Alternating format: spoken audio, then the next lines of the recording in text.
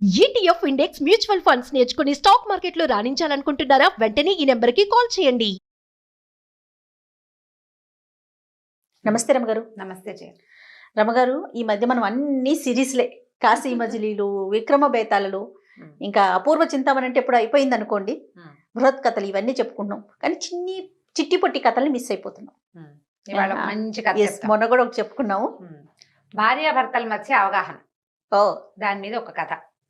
జనరల్గా భార్యాభర్తలు ఒకే మాట మీద ఉండటం, ఒకళ్ళ ఉద్దేశాన్ని ఒకళ్ళు గౌరవించడం కొంచెం తక్కువగా కనిపిస్తుంది జయ కదా. తక్కువ కనిపిస్తుంది. భర్త గారు ఏదో ఉద్దేశం చేస్తే ఇదే ఎప్పుడు ఇంతే, ఇలాగే చేస్తారు, అసలు ఒకనాడైనా నా మాట విన్నావా అని భార్య అంటుంది.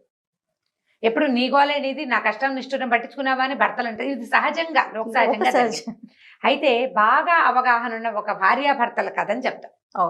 కథ చాలా డిఫరెంట్గా ఉంది, బాగుంది సరదాగా. దీన్ని చిన్నగా బ్రీఫ్గా 5-3 నిమిషాల్లో చెప్పేయచ్చు, పావుగంట కూడా చెప్పుకోవచ్చు.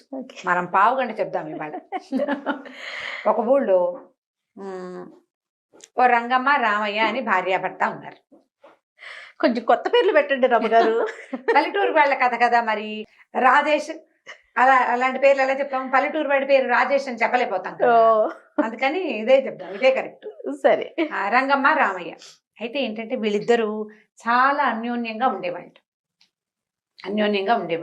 ఏదో చిన్న సంసారం, వాళ్ళ రకంగా వాళ్ళు జీవించేవాళ్ళు. అయితే ఏంటంటే కొంచెం మంచి మాట చెప్పడం, సానుకూలంగా మాట్లాడడం వాళ్ళ బంధ. ఆ ఊళ్ళో ఏ భార్యాభర్తలు కొట్టుకున్నా వీళ్ళిద్దరే కాస్త మాట్లాడి, అబ్బాయితో ఆయన, అమ్మాయితో ఈవిడ మాట్లాడి చక్కగా సానుకూలపరిచేవాళ్ళు. భార్యాభర్తల తగాదాలు ఉండేవి కదా వాళ్ళ చుట్టుపక్కల. ఎవరైనా కొట్టుకున్నా ఏదో మంచి మాటలు చెప్పేవాళ్ళు ఉన్నంతలో. అయితే ఆ ఊరు రాజుగారు, ఆ జమీందారికి వీళ్ళ సంగతి తెలుసు. రాజుగారే, జమీందారు అన్నది రాజుగారు. వీళ్ళ సంగతి తెలుసుకున్నాడు ఆయన. ఇంతలో ఏమైందంటే అప్పట్లో ఏం జరిగేవి, వస్తు మార్పిడులు జరిగేవి. అవును. వస్తు మార్పిడి అంటే ఇప్పుడు ఏదైనా కొనుక్కోవాలంటే వస్తు మార్పిడి అప్పుడే కాదు, నాకు వచ్చిన రోజుల్లో కూడా మల్లెపూలకి వాటికి బియ్యము, ఒడ్లు అలాంటివి ఇచ్చేవాళ్ళం. కేవలం బియ్యం వరకే పరిమితం అయ్యేది కదా రమగారు, అంతకు మించి మార్పిడి జరిగేది ఏదో మినుములు కదండి. అదే పండిన వస్తువు, అంతే. పండిన వస్తువుకి గేదెకి ఆవుకి కోడి అలాంటివి కూడా చేసుకునేవాళ్ళు. కొన్ని కోళ్ళు ఈ ఆవును తోలితే కొన్ని కోళ్ళు వెనక్కి ఇచ్చేటట్టు అలాంటివి జరిగే వస్తు మార్పిడి ఉండేది అప్పట్లో. అప్పుడు ఇప్పుడు కూడా కొన్ని చోట్ల ఉంది, చిన్న చిన్న పల్లెటూళ్ళల్లో అక్కడ ఉంటుంది. అంటే ఎలా అనాలి, కోయవాళ్ళు, కొండవాళ్ళు, ఆ ప్రాంతాల్లో కోయలు, కొండలు, కొండ ప్రాంతాల్లో అలా ఉంది. అదే అప్పుడు మామూలుగా జీవితం కూడా అలాగే నడిచేది. అయితే ఏమైందంటే ఈ వస్తు మార్పిడిలో ఏం చేసేవాళ్ళట, మోసం చేసేసేవాళ్ళు. అమాయకుల్ని బాగా మోసం చేస్తున్నారని కొన్ని కేసులు వచ్చేవి రాజుగారి దగ్గరికి. అది కాకుండా ఈ భార్యాభర్తల తగాదాలు మొదట్లో బాగా వచ్చేవి, ఇప్పుడు రావడం మానేసినాయి. అవి బాగా ఉన్నాయి, ఇవి బాగా లేవు. ఎందుకు బాగా లేవు అని రాజుగారు కనుక్కుంటే ఈ రామయ్యను రంగమ్మ ఇద్దరు ఇట్లా మాట్లాడతారని అది తెలుసుకున్నారు. ఇప్పుడు రాజుగారు ఏమంటున్నాడంటే, వాళ్ళ ఎలా ఉంటారు, నాకు నా భార్యకే సరిగ్గా పడిచావదే, రాజుగారికి రాణిగారికే బాగా పడదు. వీళ్ళు ఏం చెప్పి అంటే ఎలా వాళ్ళతో వాళ్ళు సానుకూలంగా ఉంటున్నారు, ఏం చెప్పి ఇతరులని సానుకూలపరుస్తున్నారు తెలుసుకోవాలనుకున్నాడు. రెండో పాయింట్ అంటే ఈ వస్తు మార్పిడి వ్యవహారం మీద కూడా ఆయన కొంచెం చాలా కేసులు ఉన్నాయి, ఇది కూడా తెలుసుకోవాలి. ఏం చేశాడు, 1-2-3 గూఢచారులను అరే వాళ్ళ సంగతి చూడండి అని పంపించాడు. ఇంతలో ఈ రామయ్య వాళ్ళ ఇంట్లో 2 గేదెలు ఉన్నాయి. ఓ గేదె పాలు ఇవ్వడం మానేసింది, పాలు లేవు, కొంచెం పాలు తగ్గిపోయినాయి. అయితే ఆవిడ ఏమందంటే, ఈ గేదె పట్టిపోయింది, దీనికి చాకరీ మిగులుతుంది, నువ్వేం చేస్తావంటే కొంచెం సంతకి తీసుకెళ్ళి ఏదో ఒక వస్తువుకి దీన్ని అమ్ముకురావాలి. ఈయన మెల్లిగా ఆ గేదెని పుచ్చుకొని నడుచుకుంటూ వెళ్తున్నాడు. పాలు లేవు, ఆ గేదెకి పాలు ఇవ్వటల్లా. వెళ్తుంటే ఒక ఆయన ఎదురుపడ్డాడు. ఒక ఆయన ఎదురుపడి ఏమన్నాడు, ఏంటండి రామయ్య గారు, పొద్దున్నే బయలుదేరారు, ఎండంతా నెత్తినేసుకుని వెళ్తున్నారు, ఏంటండి అన్నాడు. అనేసరికి ఆ గేదె పట్టిపోయిందయ్యా, నేను అమ్ముకురమ్మా వద్దామని బయలుదేరాను అనేసరికి అతను అన్నాడు, అదేంటండి ఇవాళ పట్టిపోతే రేపొద్దున మళ్ళీ చూడు కడితే మళ్ళీ దూడ పుట్టదా, పాలివ్వదా, దాందే ఉంది అని అన్నాడు. అనేసరికి ఏమోనయ్యా, మావిడి చాకరీ చేయలేకపోతున్నాను, అమ్మేమంది, సరే ఆమె పని చేయాల్సింది ఆమె కదా, ఆమె ఉద్దేశం ప్రకారం చేయటానికి నేను ఇట్లా చేసి బయలుదేరాను అన్నాడు. అనేసరికి అతని దగ్గర ఒక గుర్రం ఉంది, ఆ వచ్చిన వాడి దగ్గర. ఆయన అన్నాడు, ఏముందండి, కావాలంటే మీకు ఏదైనా నాకు ఇవ్వండి, నా గుర్రం మీరు తీసుకోండి. అనేసరికి ఈయన అనుకున్నాడు, ఓహో గుర్రమా, బాగానే ఉంది, చక్కగా దర్జాగా ఉంటుంది, వాకిట్లో గుర్రం కడితే అందరికీ అబ్బో వీళ్ళింట్లో గుర్రం ఉందని చెప్పుకుంటారు, పిల్లలు ఎక్కడికైనా వెళ్ళినప్పుడు ఎక్కి తిరగడానికి హాయిగా ఉంటుంది, సరదాగా ఉంటుంది, పోనీలే, గేదెని మాత్రం ఏం ముద్రిస్తుంది అని గేదెని ఇచ్చేసి గుర్రాన్ని తీసుకున్నాడు. సరే గుర్రం తీసుకున్న తర్వాత 4 అడుగులు వేసాక ఏమనుకున్నాడు, ఆయన గేదెను తోలుకెళ్ళిపోయాడు. కొంచెం 4 అడుగులు వేసిన తర్వాత ఈయన ఏమనుకున్నాడు, గుర్రం ఎలాగో ఉంది కదా, చక్కగా దీని మీద ఎక్కి స్వారీ చేస్తూ వెళ్ళొచ్చు కదా అని భావించాడు. దాని మీద ఎక్కబోయి దాన్ని చల్ అంటే చల్లలేదు గిల్లేదు, దానికి ఉడిదది, దానికి ఏం కళ్ళు కనపడవు. అందుకే వాడు అమ్మడానికి తీసుకెళ్తున్నాడు, ఈయన మోసం చేసేసాడు. అయ్యో రామా ఇలా అయిందే, ఏం చేస్తాను రా అని ఆ గుడిగుర్రాన్ని తోలుకుంటూ మెల్లిగా బయలుదేరాడు. వెళ్ళేసరికల్లా ఏమైంది, ఒక ఆయన ఎవరో కనపడ్డాడు. కనపడి ఒక బక్క చిక్కిన ఆవుని తీసుకెళ్తున్నాడు. ఏంటండి అన్నాడు. ఏం చేయను ఆయన, గేదెని తీసుకెళ్తుంటే ఆయన ఎవరో గేదె బదులు గుర్రాన్ని అంట కట్టాడు, గుర్రమేమో గుడ్డిది చెప్పేసా అని చెప్పాడు. ఏం చేయను, సరే ఇంకా ఏం చేస్తాను, దీన్నైనా మార్చుకుందామని వెళ్తున్నాను అన్నాడు. వచ్చే ఆయన అన్నాడు, దానిదేముందండి, గుర్రం గుడ్డిదైతే మాత్రం కొంచెం అలవాటు చేస్తే అదే నడుస్తుంది. మా ఆవును చూడండి బక్క చిక్కిపోయింది, ఆహారం లేకపోతే అసలు ఎన్ని పాలు ఇచ్చేదోనండి, 6 మానికలు 6 సేర్ల పాలు ఇచ్చేసేది ఇది. అసలు దీని తల్లి, దీని పెదమ్మ, దీని తలుపు అమ్మమ్మ అన్ని ఆవు పాలిచ్చే ఆవులేనండి. ఆహారం పెట్టలేకండి, మంచి గడ్డి గాదం ఇవ్వలేక మా ఊళ్ళలో గడ్డి తక్కువండి. మా గడ్డి గేదెలు పాలిచ్చే గడ్డి కానీ ఆవులు పాలిచ్చే గడ్డి కాదు. ఆ గడ్డి తింటే తేడాలు కూడా ఉంటాయండి. ఆ ఉంది ఆయన చెప్పాడు, మనం వినాలంతే. ఆ గడ్డి మా ఊళ్ళో ఉన్న గడ్డి బ్రహ్మాండమైన గడ్డి, అది గేదెలు తిన్నాయనుకో బాగా పాలిస్తాయి, ఆవులు తింటే పాలిపో, ఆవులకు సూట్ కాదు చూడండి అన్నాడు. అనేసరికల్లా అని ఏమన్నాడు, పోనీలే మీరేదో బాధపడుతున్నారు, ఆవును తీసుకుని ఆ గుర్రాన్ని నాకు ఇవ్వండి అనేసరికల్లా సరేని అనుకున్నాడు. సరే ఆవును తీసుకున్నాడు. ఆవును తీసి ఈయనేం ఆలోచించాడు, ఆవు ఎంచక్క, ఆవు చాలా మంచిది, ఇంటికి లక్ష్మి అంటారు, ఆవు పాలు ఆరోగ్యానికి మంచిది. ఏముంది, కాస్త గడ్డి గాదం పెడితే ఆవు పాలు ఇవ్వదు, చక్కగా పిల్లలకు కూడా కళ్ళకి వాటికి మంచిది, ఆరోగ్యం బాగుపడుతుంది, ఆవు ఉంటే కళగా ఉంటుంది ఇంటికి. 4 ఆలోచించుకున్నాడు. రేపొద్దున ఆవు గనక గేదె 2 దూడలు పెట్టింది అనుకో, ఒకటి కోడి దూడ అయింది అనుకో, అందులో చక్కగా ఎద్దు వ్యవసాయానికి పనిచేస్తుంది, లేదా గిత్త వ్యవసాయానికి పనిచేస్తుంది, బండి కొనుక్కోవచ్చు. బోల్డ్ ఆలోచించుకున్నాడు. ఆవుకి పిల్లలు పుడితే కూడా, పైగా దీనికి మంచి పాలసారు ఉంది. పాలసారు అంటే చాలు, పాల చాలు ఉంది. వీళ్ళ అమ్మమ్మ పెద్దమ్మ అన్ని బాగా పాలిచ్చేవే, ఇది మాత్రం ఇవ్వకపోతుందా, పోనీలే బాగానే ఉందని ఆవును తీసుకున్నాడు.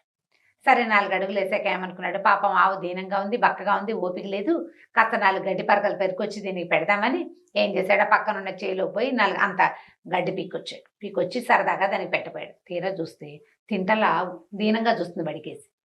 ఎందుకు తింటలేదా అని దాన్ని నోరు తీసి చూస్తే ఆవుకు పళ్ళు లేవు. అందుకే అది తినక బక్క చిక్కిపోయింది. ఏం చేయాలి మరి, ఇప్పుడు ఈ ఆవును మార్చుకోవాలి. మళ్ళీ నడుస్తుంటే ఒకడు మంచి బలిసి అంత ఉంది మేక, ఆ మేకను పుచ్చుకొని నడుస్తూ కనిపించాడు. అప్పటికే ఈయన కొంచెం విసుగ్గా ఉంది. ఇప్పుడు 3 మార్పిళ్ళు అయినాయి కదా. సరే ఏమైంది, ఏమిటండి ఆవును పుచ్చుకొని బయలుదేరారు, ఏమిటి అది మాట్లాడుకున్నారు. ముందు గేదెని తెచ్చారు, గేదె కాస్త గుర్రమైంది, గుర్రం కాస్త ఆవైంది, ఆవుకేమో పళ్ళు లేవు అనేసరికల్లా పళ్ళు లేకపోతే బాగా కుడితి పెడితే సరిపోతుందండి, నాకు చూడండి కావాలంటే నా మేకను తీసుకుని మీ ఆవుని నాకు ఇవ్వండి అన్నాడు. అనేసరికి మేక బాగానే ఉంది. ఈయన ఏమనుకున్నాడు, ఓహో మేకపాలు చాలా మంచి ఔషధ గుణాలు ఉన్నాయి మేకకి, మేకపాలు కొన్ని అనారోగ్యాలు ఇస్తాను. అవి ఆవు బక్కచిక్కిపోయింది, దీనికి ఎంత పెట్టి పోషిస్తే మాత్రం రేపొద్దున పిల్లది ఎలా ఏం పుడతాయో ఏం పుట్టవో, మేక మంచిది, మేకపాలు ఆరోగ్యానికి మంచిది. వాకిట్లో కట్టేస్తుంది. ఆవునైతే తీసుకెళ్లి తిప్పుకురావాలి, మేకేముంది దాని దారిని పోయి శుభ్రంగా అవి ఇవి తినొస్తుంది, దాన్ని ఏం తోలక్కర్లా గీలక్కర్లా కట్టేయక్కర్లా, ఇల్లు అలవాటైతే వచ్చి వాకిట్లో కూర్చుంటుంది, పాలు పిండుకుని తాగితే పిల్లలకు ఆరోగ్యం, బాగానే ఉందనుకున్నాడు. ఆ మేకను పుచ్చుకున్నాడు. అప్పటికి ఎండెక్కింది. ఆ మేకను పుచ్చుకొని ముందుకెళ్తున్నాడు. పుచ్చుకునేసరికల్లా ఏమైంది, ఇంతలో ఒకడు మంచి కోడి పుంజుని పుచ్చుకెళ్తున్నాడు. వాడు వెంటబడి, అయ్యా ఈ మేకతోటి ఏం చేస్తారండి అని అడుగుతున్నాడు. కోసుకు తింటాను రా, ఏం చేస్తాం అన్నాడు విసుగ్గా. మేకను ఏం చేస్తారు, అదే కదా అల్టిమేట్ గా జరిగేది. అది సరికల్లా అయ్యో కోసుకు తినేటట్టు మేకను ఎందుకంటే చూడండి బ్రహ్మాండమైన కోడి పుంజు, మేక ఏం చేస్తుంది పిచ్చి మేక, కోడి పుంజు అయితే తెల్లారేసరికి లేపేస్తుంది, పైగా మన పుంజు జాతైన పుంజు, తెల్లారకుండా లేపేస్తుంది. ఎవరైనా వాళ్ళు దొంగలు వాళ్ళు వస్తే మనకు ముందే చెప్పేస్తుంది, అరిచి కేకలు పెడుతుంది, పొకరుగా అంటుంది కదా. రేపొద్దున కొంచెం బాగా తిండి పెట్టి పోషించారా, చక్కగా పురుగులు గిరుగులను బాగా తిన్నదా, మీ దొడ్డి వాకిలి మంచివైతే చక్కగా తిని రేపొద్దున కోళ్ల పందాలు వస్తాయి మన ఊళ్ళో, కోళ్ల పందాల్లో గెలిచి నీకు కొత్త కోడి మాంసాన్ని కూడా అందిస్తుంది, ఇది గెలుస్తుంది, అవతల తోడిపోతే ఆ మాంసం మనకే కదా అన్నాడు. అనేసరికల్లా ఈయనకి అప్పటికే చాలా విసుగ్గా ఉంది. సరేలే మేకని తీసుకుని కోడిని తీసుకున్నాడు. కోడిని తీసుకుని సరే ఏమనుకున్నాడు, బాగానే ఉంది, కోడిపుంజు చక్కగా వాకిట్లో ఉంటే ఆ పెట్టలు ఈ పెట్టలు వాకిట్లోకి తిరుగుతాయి. కోడిపుంజుని చోట పెట్టలు ఎలాగూ చేరతాయి కదా. పైగా తెల్లారేసరికి నిద్ర లేచేందుకు మంచి సాధనం. పిల్లలు కూడా పొద్దున్నే లేవడం నేర్చుకుంటారు. మా ఆవిడ కూడా పనికి సాయంగా ఉంటే పొద్దున్నే లేచేస్తే పని సాయం కదా అని అనుకున్నాడు. అనుకుని ఏం చేశాడు, చక్కగా దగ్గర కూర్చుని ఒక చెట్టు కింద కూర్చున్నాడు. ఈ కోడిని దగ్గర నుంచి ప్రేమగా దాన్ని నిమురుతుంటే దాన్ని కూయో మొర్రో అంటుంది. ఏమిట్రా తీరా చూస్తే అది వారం క్రితమో ఎప్పుడో కోళ్ల పందెంలోనే ఉంది. లోపలన్నీ కత్తిగాట్లే దాని ఒంటి నిండా అన్ని గాయాలే, వాసన వస్తుంది. అయ్యో అనుకున్నాడు, అయ్యో ఇదేమిటి ఇలా అయింది. ఇంతలో ఒక ఆయన వచ్చాడు ఆ దారి వెంబడి. ఏమిటో ఈ కోడిని కోసుకోవడానికి తీసుకెళ్తున్నావా అన్నాడు. ఎప్పటికీ ఈయనకి విసుగొచ్చేసింది రామయ్యకి. అవునండి అన్నాడు. ఎంతకిస్తావు ఎంతకిస్తావు ఎంతకిస్తావు ఏమిస్తావు ఏమిస్తావు అంటే ₹1 ఇచ్చి తీసుకోమన్నాడు. ఆయన ₹1 ఇచ్చి కోడిని తీసుకుపోయాడు. అప్పటికి మిట్ట మధ్య మండిపోతుంది. పొద్దున అంత గంజి తాగొచ్చాడు. ఏదో 2 గంటల్లో అయిపోతుంది, ఇన్ని గంటలు పట్టింది, తిరుగుతూనే ఉన్నాడు, ఏమీ పని అవ్వల. ఏమనుకున్నాడు, ఇంకా ఆకలిస్తోంది, నా వల్ల కాదని అనుకుని అక్కడ ఒక పూటకోళ్ళమ్మ జంగిడి పెట్టుకుని ఉంటుంది. ఆ ₹1 ఇచ్చి అన్నం తీసుకున్నాడు. పప్పు కూర కాస్తంత పాయసం ఓ చారు గిన్నె ఇచ్చింది. అవి పుచ్చుకుని బయటకు వచ్చేసరికల్లా ఒక ముష్టివాడు ఎదురుపడ్డాడు. బాబు 3 రోజులైందండి అన్నం తిని, అసలే పుట్టెడు జ్వరము, ఏదో కషాయం వేరు మాత్రం ఏదో వేసుకున్నాను, కడుపులో కాలిపోతుంది, అన్నం పెట్టే దిక్కులేదు నాయన, బాబు ఒక ముద్ద అన్నం పెట్టబా అన్నాడు. నేను అనిపించింది, నేను శుభ్రంగా గంజి తాగా, ఇంటికి వెళ్తే బెల్లం ఏదో అన్నం పెడుతుంది, రోజు అన్నం తింటూనే ఉన్నాం, పగలే కదా అన్నం తినండి, ఒక పూట డొక్క మాడితే ఏమవుతుంది, పొట్టకి మంచిదే. పాపం వీడు అనారోగ్యంగా ఉన్నాడు, 3 రోజులైంది, అన్నం తిని మొహము కనపడుతోంది, మందు కూడా వేసుకున్నాను అంటున్నాడు. పోనీ లేని ఆకెత్తి వాడి చేతులు పెట్టాడు. వాడు కాస్త అన్నం తినేసాడు. ఈయన కాళ్ళు ఈడ్చుకుంటూ ఇల్లు చేరాడు. చీకటి పడింది. భార్య దూరం నుంచి చూసింది, గబగబా ఎదురొచ్చింది. ఏమయ్యా వచ్చావా, పగలల్లా తిరిగావు, ఎట్టా వచ్చావో, కాళ్ళు కడుక్కోరా, ఒక చెంబు నీళ్ళు పోసుకో అని మంచినీళ్ళు అందించింది. కాళ్ళు కడుక్కున్నాడు. సరే అటు ఇటు చూస్తే పిల్లలు పడుకున్నారు. అప్పటికే పడుకున్నాడు. వాళ్ళ పిల్లలు పడుకునేసరికల్లా సరే లోపలికి వచ్చాడు. ఏం చేసుకొచ్చావు అని అడిగాడు. అడిగేసరికల్లా సరే ఏమన్నాడు, కాదే ముందే వెళ్తుంటేను గుర్రం కనపడింది, గుర్రానికి మార్చాను అన్నాడు. పోనీలే మంచిదే, ఎంచక్కా బాకెట్లో కట్టేస్తే దర్జాగా ఉంటుంది, పిల్లలు తిరుగుతారని.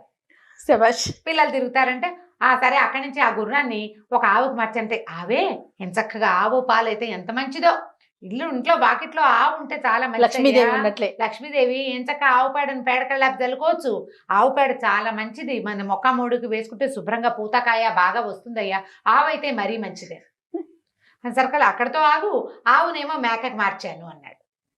మేక మంచిదేనయ్యా, మేక పెంటుకలు కూడా ఎంత బలమో నేలకి, పైగా మేకపాలు చాలా ఆరోగ్యం, చాలా అనేసరికి ఇంకెక్కడ మేక, ఆ మేకను తీసుకెళ్ళి ఏం చేసి కోడికి మార్చాను. కోడికి మార్చాబా అంది. సరే మరి కోడేది అంటే, కోడిని కూడా ఏం చేశాను, అన్నానికి మార్చేసుకున్నాను. కోడిని ₹1కి మార్చి అన్నం తిన్నాడు. పోనీలే కడుపు నిండా అన్నం తిన్నావు కదా, మధ్యాహ్నం వేళ అసలు ఈ పూట నీకేం పెట్టలేదు, పొద్దున గంజి తాగెళ్ళావు, ఎప్పటికి రాలేదు, అన్నమైనా తిన్నావో లేదో అని చాలా బెంగెట్టుకున్నానయ్యా, అన్నం తిన్నావు కదా పోనీలే అని.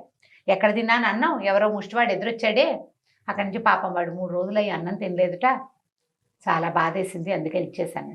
పోనీలే నాయన మంచి పని చేసావంది వాళ్ళ ఆవిడ.